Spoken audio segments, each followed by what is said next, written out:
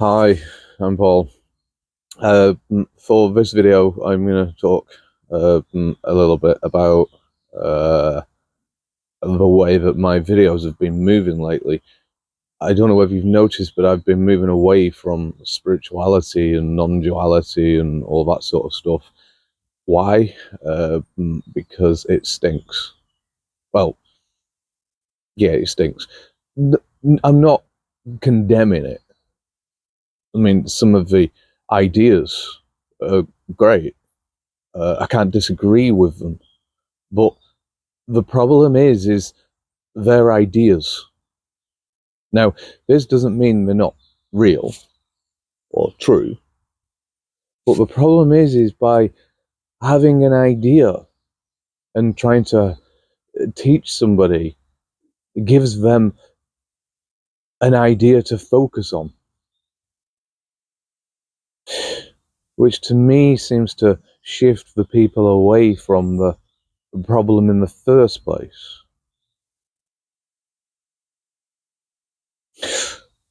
So then, what is the problem in the first place? Could we say that it's a, a broken consciousness, a division in consciousness? And when I say consciousness, we can say wholly, whole. The mind is whole. And a divide or a break in this whole mind is creating a division or a separation or confusion. We can say that this divide in the mind is a division between truth and reality, Beauty and the Beast. When I say Beauty and the Beast or a divide between truth and reality, I mean the thing is not the description. If I describe something, it's not the truth, it's only a reality. And this is what I'm saying is the divide in consciousness. Quite a long time ago, when I first started going in this direction, what sent me in this direction was working out what the soul was. And this was probably a pretty important bit of this path that I've taken. Because firstly, I was trying to understand what narcissism was. I put a lot of effort into trying to understand that because I hit a point where I knew things were so wrong and I needed to work out what it was. And what I discovered in the end was that narcissists don't have access to the soul. But then I hit a problem because I couldn't really describe what exactly the soul was. So then I went into philosophy to work out what the soul was. And a lot of people do believe that this soul is something separate to you. It's perhaps an inner you or something that lives on. And this is what spirituality teaches you. So then if you have a soul that's not you, why worry about you? We need to find this separate existence, separate person. You see, this is still a division. This is still something to aim to. But what I discovered the soul was, let's say, the two hemispheres of the brain. So we've got the left hemisphere, which likes to describe everything, turn everything into a description. Which, when I said the beauty and the beast, this is the beast which turns the reality or truth into reality, into a description. So we could say that this left hemisphere could be, I'm not saying it is, but could be the ego, even though the ego isn't real. It certainly does appear to be. But then we've got the right hemisphere. That doesn't want to turn the real thing into a description. It wants to see the beauty in the real thing. So then we could say this right hemisphere would be the soul. The soul isn't real, but it does appear to be. See, if you think about it, people go soul searching, which means they're trying to heal, or they actually go to therapy or whatever to actually heal. And then we say, I found my soul. What have they found? They found truth. We've managed to get away from the ego that describes or gives reality to find the beauty in the real thing.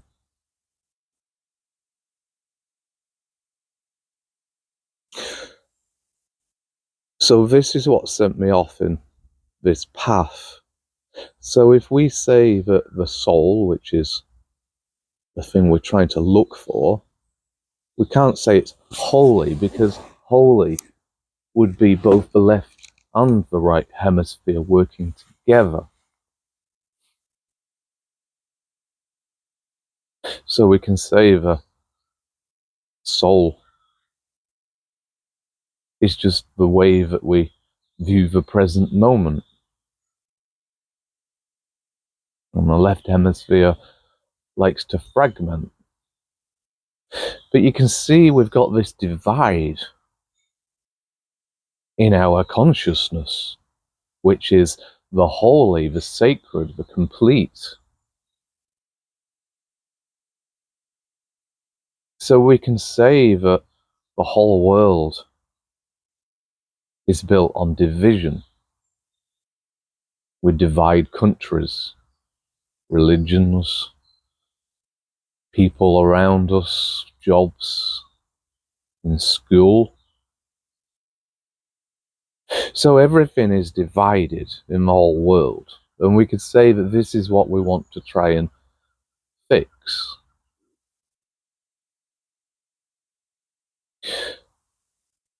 But the first thing we need to do is fix the divide in ourselves first. You see, everybody's mind, everybody's consciousness is the same consciousness. Now, this doesn't mean so much that it's just one consciousness in a sense. We can say it's one divided, but it's more my consciousness is being made. All my consciousness is the contents of me, and it's been made by society, by the world, by all this division, by all the rules, by everything in the world. And everybody else's consciousness is also made of the same thing. We've all got the same fears, desires, wants, anxieties, ideas. We may have some superficial different thoughts to other people, but basically our consciousness is made of the same thing, which means that all our consciousnesses are the same. If I was to say I wanted to fix the world's consciousness without looking at mine, I'm not going to do that. So first we have to fix the divide in my own consciousness first. And when we talk about spirituality, it kind of gives us something to work on what isn't always in us.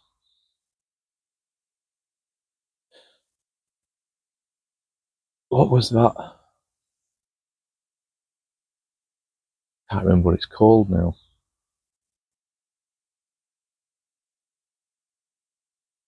No, I can't remember. I'll probably remember it shortly. Manifestation. That's it. Manifestation is an idea of spirituality. This is the idea that you can really believe, actually go through the motions of everything, of manifesting something, and then you'll have it.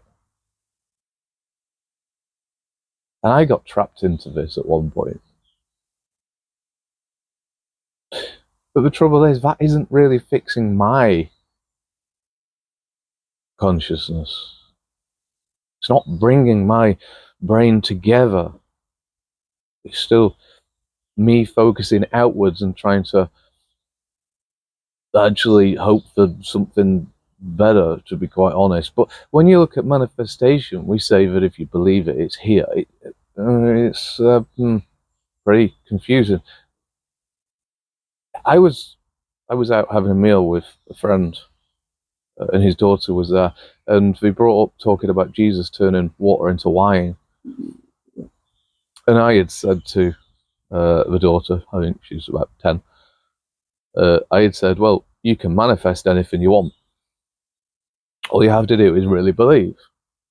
And I was kind of joking with her, really, but I still got her to do it. She found it quite amusing, so she closed her eyes and I said, really believe, really think it through, really imagine that it's happened. And what she was trying to imagine was her glass of water would turn into a glass of wine.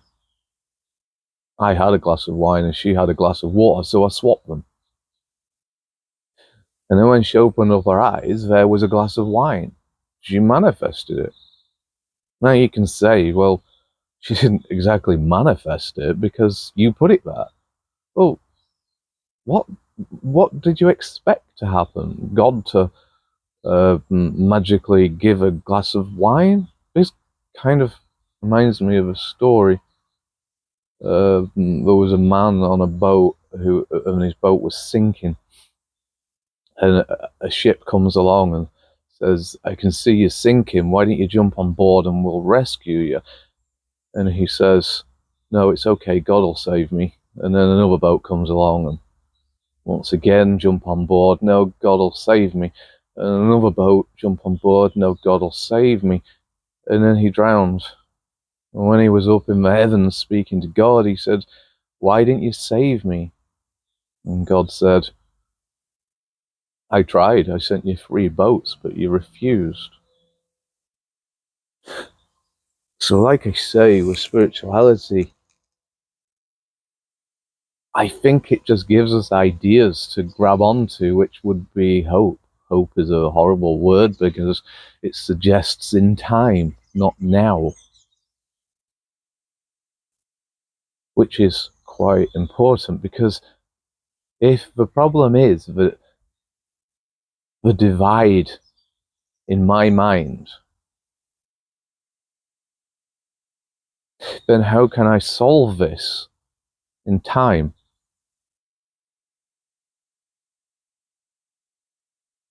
So holding on to something in the future which is given, will that solve my broken mind, broken consciousness? I think the only way really we can bring together, make holy again, is by working on our own mind.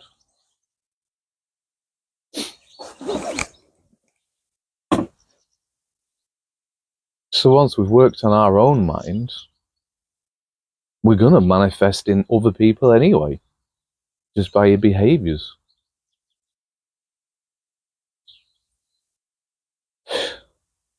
So I think the first point of spirituality is trying to bring together the mind itself, working out why is the mind doing what it does?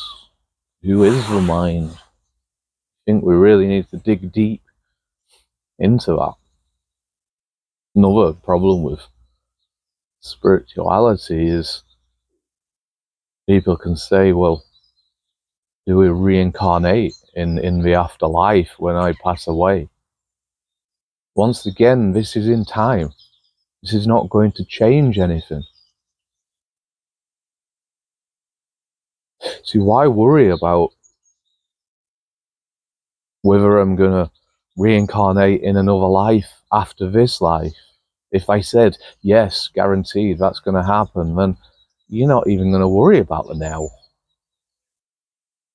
Just float through it until your next life and hope for a better one. Why not manifest now in each and every moment?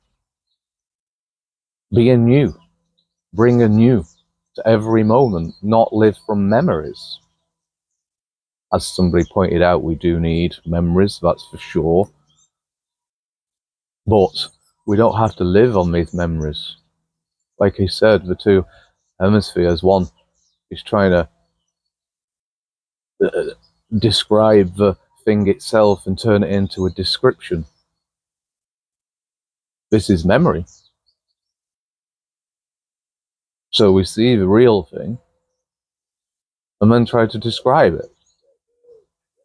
And then we live in our memories, which is not on you.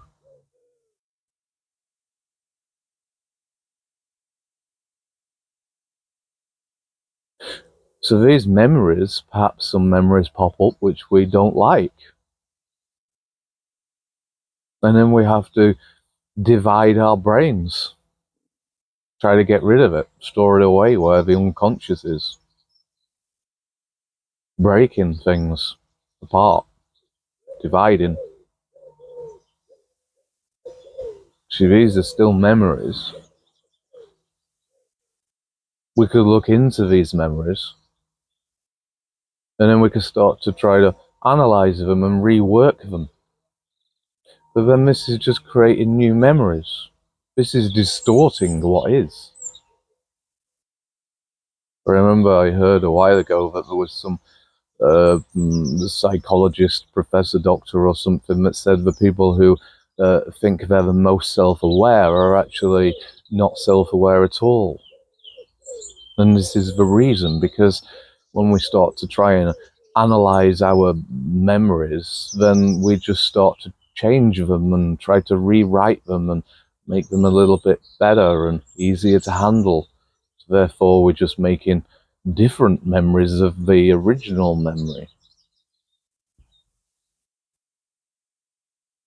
So then perhaps if a memory just appears, allow it to appear, whether it be uncomfortable or not, allow it.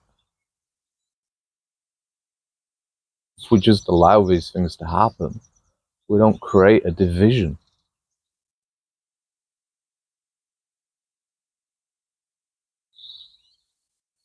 It's only when we fight against truth that we're causing the division in our own minds, separation. So talking about truth and reality, truth is something that exists, that isn't the creation of thought. So a computer may well be real, but its whole contents is a creation of thought. It's not living, it's not truth, it's a reality. It's a reality that we live in. But truth would be what nature gives. The trees, the ground, all of it's not made from thought or ideas. So seeing that the truth is what's made from nature, we can't change that. That's always going to be the truth. That's our base reality, well, base truth, sorry. But then the things that we make from the nature, the truth, which is based on thought, is reality. So in some ways we could say that we've shifted into reality so much so that we're finding it hard to see the truth anymore. In other words, we live off thought, mechanically, robotically. And now we're trying to find our soul, nature, truth, the beauty. And we seem to be getting lost. We don't know where it is anymore.